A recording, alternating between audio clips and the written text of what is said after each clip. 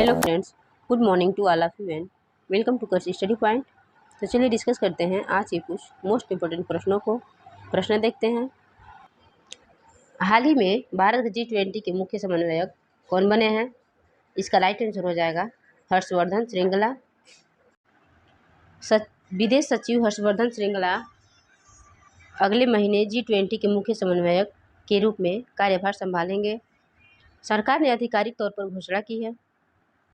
यह नियुक्ति महत्वपूर्ण है क्योंकि भारत 1 दिसंबर 2022 को इंडोनेशिया से G20 की अध्यक्षता ग्रहण किया और 2023 में भारत में पहली बार G20 लीडर्स समिट का आयोजन करेगा।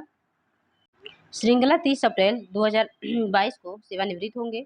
विदेश सचिव नामित की VM क्वात्रा को प्रभार सौंपेंगे, जो वर्तमान में नेपाल में भारत के राजदूत हैं। G20 के शेरपा भारतीय वाणिज्य मंत्री पीयूष गोयल बने रहेंगे। देखते हैं शिखर सम्मेलन के बारे में।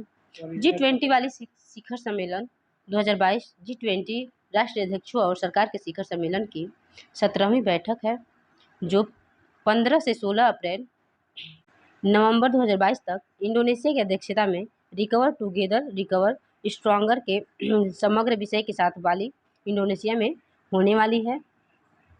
अगला प्रश्न देखते हैं। हाल ही में किन शहरों को 2021 tree city of the world के रूप में मान्यता दी है? इसका राइट आंसर हो जाएगा उपयुक्त दोनों, मुंबई और हैदराबाद दोनों। संयुक्त राष्ट्र खाद्य और कृषि संगठन FAO और अर्बन डे फाउंडेशन ने संयुक्त रूप से मुंबई और हैदराबाद को 2021 tree city of the world के रूप में मान्यता दी है। दो भारतीय शहरों ने स्वस्थ, लचीला और खुशहाल शहरों के निर्माण में शहरी पेड़ों और हरियाली को उगाने और बनाए रखने की प्रतिबद्धता के लिए मान्यता प्राप्त की है। फ्रेंड्स, यह ध्यान दिया जाना चाहिए कि हैदराबाद को लगातार दूसरे वर्ष मान्यता दी गई है। 2021 में हैदराबाद भारत का एकमात्र शहर था जिसे 2020 tree city of the world के रूप में मान्यता दी गई थी। Tree city of the world list के तीसरे संस्करण में हैदराबाद और मुंबई के अलावा 21 देशों के 136 अन्य शहरों को मान्यता दी गई है। देखते हैं कार्यक्रम के बारे में। संयुक्त राष्ट्र का tree city of the world कार्यक्रम अपने शहरी वन के प्रति समुदायों के समर्पण के लिए दिशा, सहायता और विश्वव्यापी मान्यता प्रदान करता है और एक स्वस्थ, टिकाऊ शहरी वानिकी के लिए एक ढांचा प्रदान करता है। फ्रेंड्स, UNFAO का मुख्यालय रोम, इटली में है और इसका स्थापना 16 अक्टूबर 1945 को हुआ था। अगला प्रश्न देखते हैं। हाल ही में सियाचिन दिवस कब मनाया गया है? इसका राइट आंसर हो जाएगा 13 अप्रैल। भारतीय सेना हर साल 13 अप्रैल को सियाचिन दिवस मनाती है। यह दिन ऑपरेशन मेघदूत के तहत भारतीय सेना के साहस की स्मृति में मनाया जाता है। यह दिवस दुश्मन से सफलतापूर्वक अपनी मातृभूमि की सेवा करने वाले सियाचिन योद्धाओं को भी सम्मानित करता है। 38 साल से पहले सियाचिन की बर्फीली ऊंचाइयों पर कब्जा करने के लिए अपने प्राणों की आहुति देने वाले सैनिकों को श्रद्धांजलि देने के लिए हर साल इस दिन को मनाया जाता है। यह दिन दुनिया के सबसे ऊंचे और सबसे ठंडे युद्ध क्षेत्र को सुरक्षित करने में भारतीय सेना के सैनिकों द्वारा प्रदर्शित साहस और धैर्य की याद दिलाता है। देखते हैं सियाचिन ग्लेशियर के बारे में। सियाचिन ग्लेशियर पृथ्वी पर सबसे ऊंचा युद्ध का मैदान है, जहां भारत और पाकिस्तान 1984 में रुक रुक कर लड़ते रहे हैं। फ्रेंड्स, दोनों देश 6000 मीटर से अधिक की ऊंचाई पर इस क्षेत्र में एक स्थानीय सैन्य उपस्थिति बनाए रखते हैं।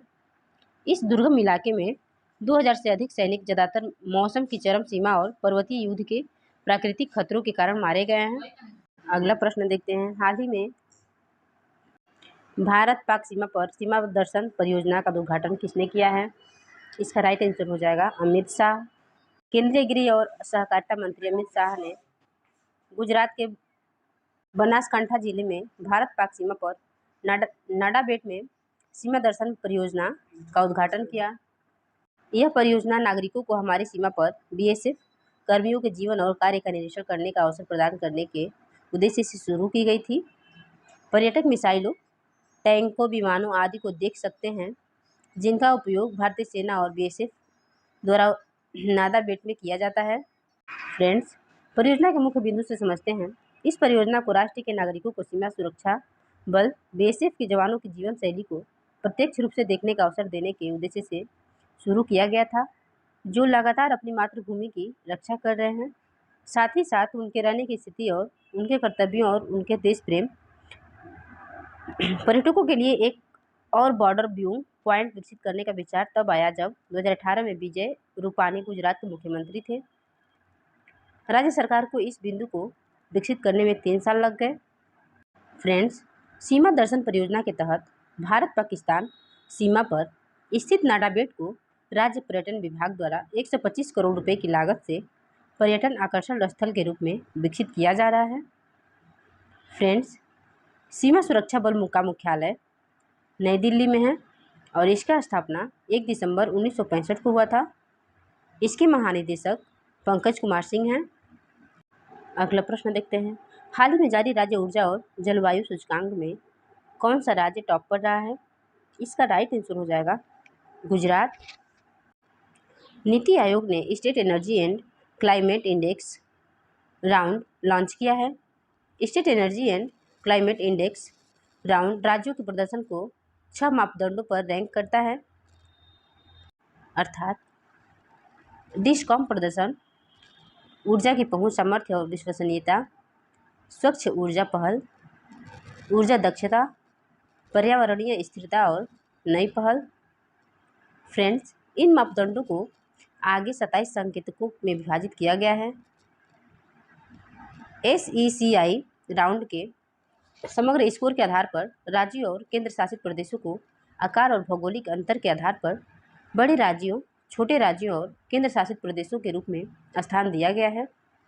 राज्यों और केंद्र शासित प्रदेशों को 3 समूह में वर्गीकृत किया गया है: फ्रंट रनर, अचीवर्स और एस्पिरेंट्स। फ्रेंड्स, बड़े राज्यों में शीर्ष 3 राज्य श्रेणी गुजरात, केरल, पंजाब हैं।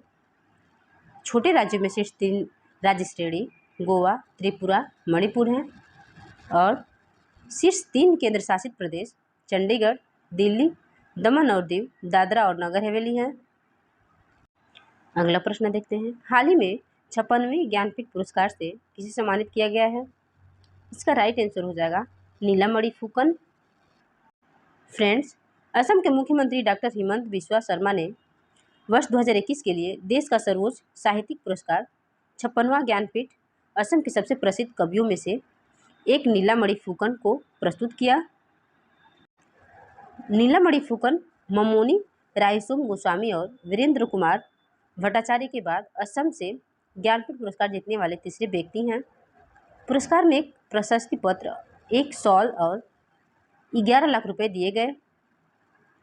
ऑक्टोजेरियन को 1990 में पद्मश्री से सम्मानित किया गया और 2002 में साहित्य अकादमी फेलोशिप प्राप्त हुई है। उन्हें 1998 में सांस्कृतिक विभाग भारत सरकार द्वारा 2 साल की अवधि के लिए एमरिटस फेलो के रूप में चुना गया था। फ्रेंड्स, असम साहित्य सभा ने भी उन्हें साहित्याचार्य सम्मान से सम्मानित किया। फुकन की उल्लेखनीय कृतियाँ जुर्जिया हेनु नामी, आहे ए नोडियेदी, कविता और गुलामी, गुलाबी जम्मूर लग्न हैं। विशेष रूप से उपन्यासकार दामोदर मौजो को भारतीय साहित्य में उनके योगदान के लिए 57वें ज्ञानपीठ पुरस्कार 2022 के लिए चुना गया था। 77 वर्षीय लेखक को उनके साहित्य में उत्कृष्ट योगदान के लिए देश के सर्वोच्च साहित्यिक पुरस्कार से सम्मानित किया गया था। अगला प्रश्न देखते हैं। हाल ही में March ICC player of the month awards men's में किसे मिला है? इसका राइट आंसर हो जाएगा बाबर आजम।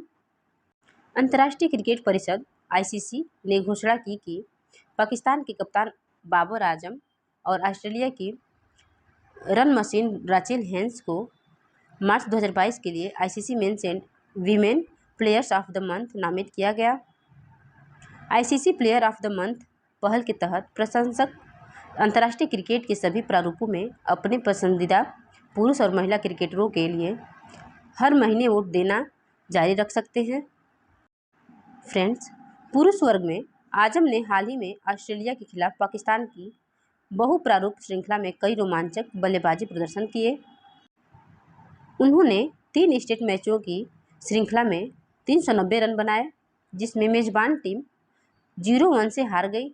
आजम ने वेस्ट इंडीज़ के क्रेग ब्रेथवेट और ऑस्ट्रेलिया के टेस्ट कप्तान पैट कमिंस के आगे पुरस्कार प्राप्त किया और ऐसा करते हुए अप्रैल 2021 में वापस ताज पहनाए जाने के बाद 2 मौक़ों पर ICC men's player of the month का पुरस्कार जीतने वाले पहले खिलाड़ी बने। फ्रेंड्स, महिला वर्ग में राचेल हेन्स के पास ऑस्ट्रेलिया की 7वीं आईसीसी महिला क्रिकेट विश्व कप ट्रॉफी के लिए सड़क पर प्रदर्शन कर एक शानदार सेट था। उन्होंने 8 मैचों में 61.28 की औसत से 429 रन बनाए। शीर्ष क्रम में उनके कारनामे में फाइनल में उनके पक्ष के नाबाद रन के लिए महत्वपूर्ण साबित हुए, जहां उन्होंने न्यूजीलैंड के क्राइस्टचर्च में ट्रॉफी उठाने के लिए इंग्लैंड को हराया। उन्होंने पुरस्कार के लिए साथी नामांकित सोफी एक्लेस्टोन और लौरा ओलवाइट को पछाड़ दिया। फ्रेंड्स, देखते हैं पुरस्कार के बारे में। अंतर्राष्ट्रीय क्रिकेट परिषद आईसीसी पुरुष और महिला क्रिकेटरों को पहचानने के लिए ICC player of the month प्रस्तुत करती है, जिन्होंने किसी विशेष महीने में अंतर्राष्ट्रीय क्रिकेट के सभी रूपों में सर्वश्रेष्ठ प्रदर्शन किया है। फ्रेंड्स, आईसीसी के अध्यक्ष ग्रेग बार्कले हैं और आईसीसी के सीईओ जियोफ एलार्डिस हैं। आईसीसी का मुख्यालय दुबई, संयुक्त अरब अमीरात में है और इसका स्थापना 15 जून 1909 को हुआ था।